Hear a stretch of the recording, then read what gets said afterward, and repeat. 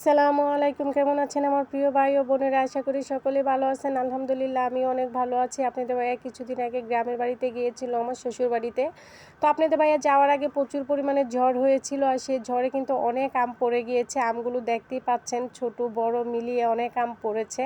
তো সেখান থেকে আপনাদের ভাইয়া আমের আচার দেওয়ার জন্য এই কাঁচা আমগুলো নিয়ে এসেছে। আরও অনেক আম রয়ে গিয়েছে, কারণ এত আম আপনার ভাইয়া একা আনা সম্ভব হয় না। যতটুকু পেরেছে সে ততটুকুই নিয়ে এসেছে।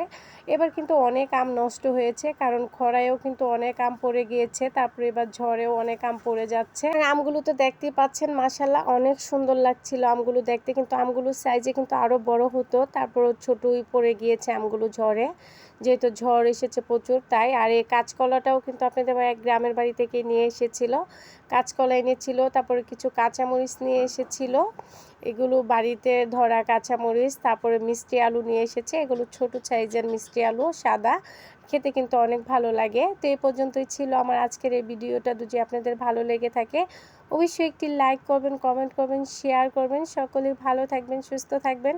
আল্লাহ হাফেজ।